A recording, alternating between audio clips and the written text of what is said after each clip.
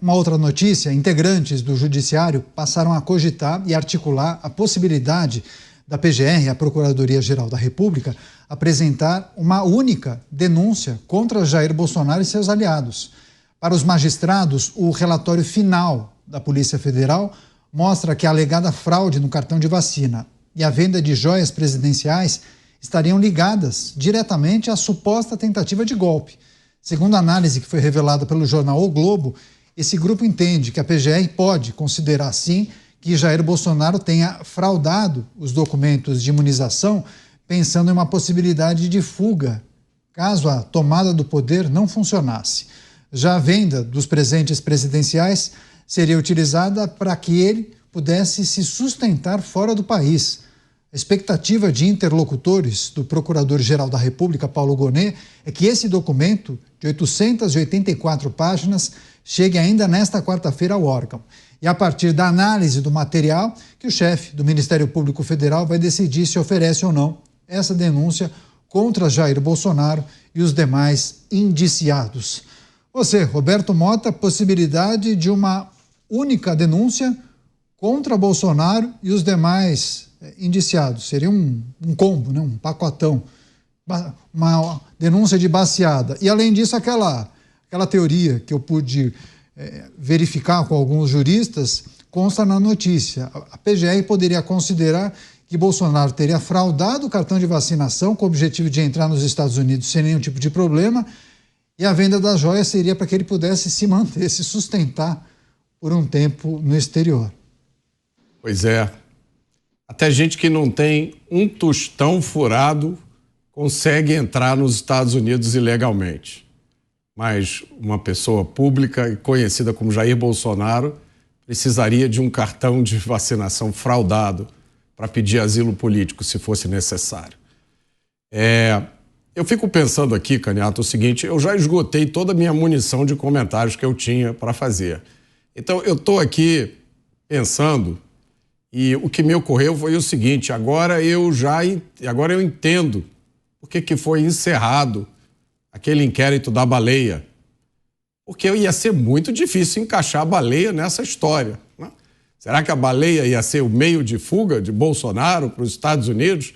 Ele ia jogar as joias na barriga da baleia, eu não sei o que comentar a respeito disso, mas eu tenho certeza que o Dávila tem um comentário bom para fazer. Eu vou passar a minha vez para ele. Dávila, única denúncia contra Bolsonaro e indiciados, acho que esse é um ponto interessante para a gente refletir. E, claro, essa tese, essa teoria, né? Você tem que os outros inquéritos seriam encaixados nessa história e conectada à suposta trama de golpe. Mota, a baleia explica tudo, Mota. Na Bíblia, Jonas vai ficar 3 dias na baleia para atravessar o oceano e chegar nos Estados Unidos, pô. Faz o papel total, tem uma importância fundamental. É o veículo que nós precisamos aí para fazer a travessia. Traz a baleia de volta, bota a baleia de volta no inquérito, gente.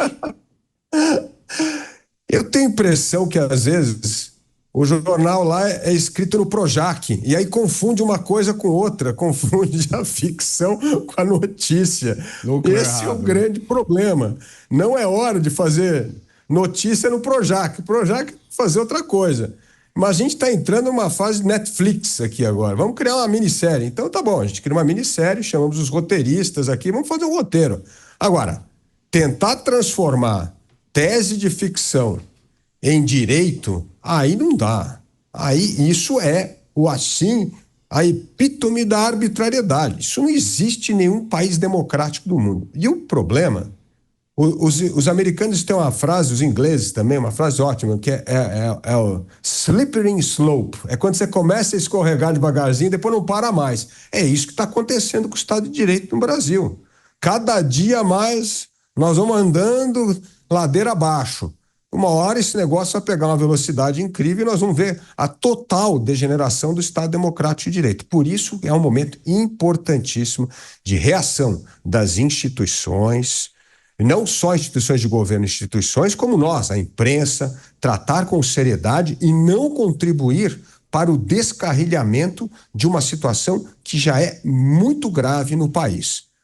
Como eu disse, é a situação mais grave que a democracia brasileira enfrenta desde a redemocratização em 1985. Então é hora de seriedade, é hora de sanidade e é hora de juízo e sabedoria. Agora, delegado Palumbo, admitamos que o Procurador-Geral da República veja sentido nos apontamentos da Polícia Federal. Queria que o senhor tentasse explicar para a nossa audiência esse procedimento de oferecimento de denúncia à Justiça. São 37 indiciados. O próprio relatório da Polícia Federal especifica que núcleos teriam sido formados para organizar ou pelo menos para planejar esse golpe de Estado. De que forma essa denúncia deve ser formulada, caso o procurador entenda que isso deva ser feito, que haja indícios e provas robustas para o oferecimento da denúncia? Que parece estranho, né? Uma denúncia única, colocando todo mundo no mesmo balaio, uma denúncia padrão e esse oferecimento à Justiça. Não deveriam ser denúncias customizadas, que tenham a ver com a participação de cada indivíduo nessa suposta trama? Perfeito, Caniato. As condutas, elas têm que ser individualizadas. O Procurador-Geral da República é o titular da ação penal e vai decidir se ele denuncia ou não, que é a peça que dá início ao processo. A partir do momento que o juiz recebeu essa denúncia e dá trâmite, aí o processo começa a correr. Antes disso, é só a fase de inquérito policial. Ainda não houve essa denúncia. Mas o que o procurador, tecnicamente falando, tem que fazer? Ele tem que individualizar as condutas. O que fez o ex-presidente, o que fez os generais, o que fez o restante dos outros envolvidos no caso. E colocar a tipificação. O que é a tipificação? Olha, o ex-presidente está em curso no artigo tal do Código Penal. Fulano está no artigo X do Código Penal. É isso que ele tem que fazer, para essa denúncia não ser inepta. Acho pouco provável que ele não faça a denúncia e acho muito pouco provável também que o juiz, né, espero que não seja o mesmo, porque aí nós estaríamos diante de uma total quebra aí das regras de direito. O juiz, ele não pode ser vítima e ao mesmo tempo acusador e depois o sentenciador. Isso seria o cúmulo do absurdo. Então, no meu ponto de vista, o atual ministro Alexandre de Moraes, que tomou atos de decisão, como, por exemplo, de busca, apreensão, de prisão, ele está impedido de fazer qualquer tipo de julgamento a partir da denúncia. Tem que ser escolhido algum dos outros ministros. E aí o processo corre e só com o futuro nós vamos saber se vai ter uma condenação ou não, Caniato. Só um adendo, um outro aspecto importante, delegado Palumbo. Quando o senhor menciona a tipificação, aquelas acusações ou os apontamentos feitos pela Polícia Federal em relação a supostos crimes cometidos pelos indiciados, isso deve ser verificado pelo Procurador-Geral, que pode mudar a tipificação ou ele tem que concordar ou discordar? Ele pode pedir uma nova diligência, novas provas? É esse o procedimento? Ele pode mudar, inclusive, a tipificação? Pode. Ele é o titular da ação penal. Ele pode denunciar pelo artigo, né, pela tipificação, que ele achar conveniente. Ele não é obrigado a seguir o relatório do delegado de polícia. Muito pelo contrário, se ele não quiser fazer a denúncia, ele não faz. Se ele quiser arquivar, ele arquiva. Se ele quiser requisitar, e requisitar em direito é ordem. Ele pode requisitar novas diligências até ele ter a plena convicção que ele pode ou não denunciar. Mas ele não é obrigado a obedecer à Polícia Federal, ele, de forma alguma, e muito menos ao relatório do delegado de polícia. A ação penal é dele, é de exclusividade nessa ação, né? É de exclusividade do Ministério Público Federal, ou seja, ao chefe maior da instituição, que é o Procurador-Geral da República. Agora, caso a denúncia seja oferecida e a Justiça transforme os indiciados em réus, a gente pode colocar um processo que não deve se encerrar antes de 2 anos? Ou eu estou sendo exagerado? Talvez antes disso?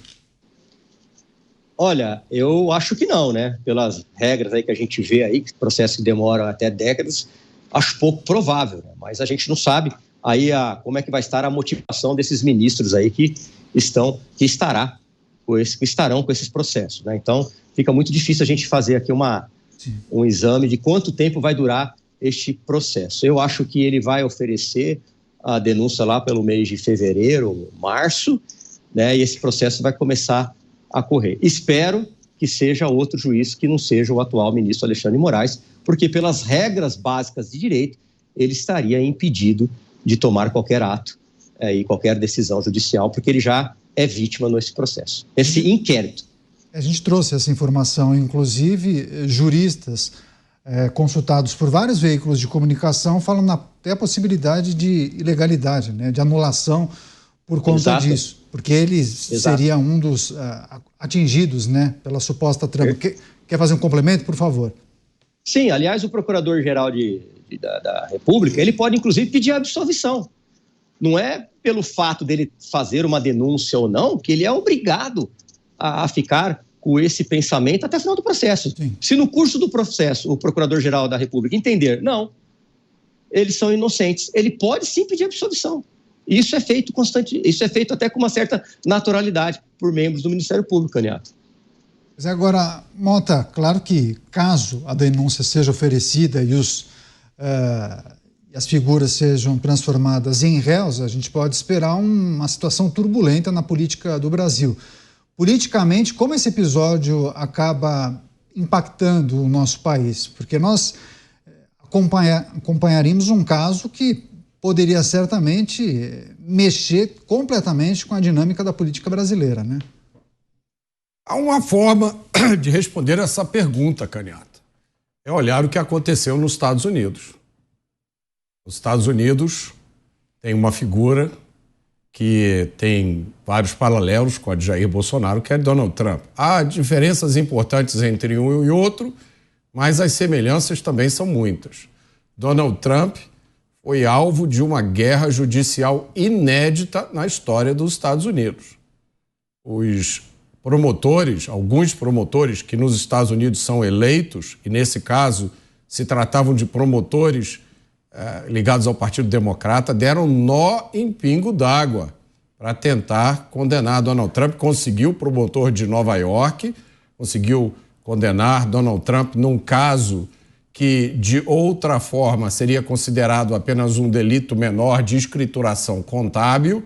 Ele conseguiu fazer uma conexão entre uma escrituração contábil indevida de um pagamento feito a uma atriz com verbas de campanha política de Donald Trump. Tudo indica que foi selecionado um júri de pessoas anti-Trump que condenaram Donald Trump. Esse processo agora está suspenso, tudo indica que vai ser anulado.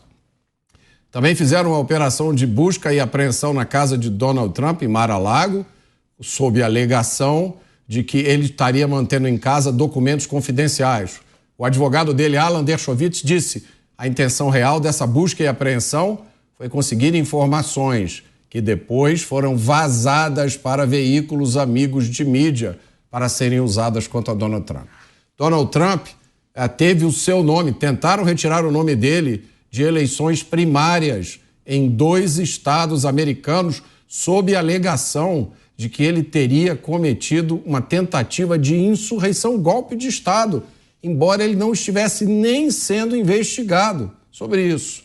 A Suprema Corte americana disse: coloca o nome dele de volta, vocês não podem fazer isso. E por último, tentaram, veja só que interessante, fazer uma conexão entre Donald Trump e a invasão do Capitólio em 6 de janeiro de 2021, alegando que Donald Trump seria o líder dessa tentativa de reverter o resultado das eleições.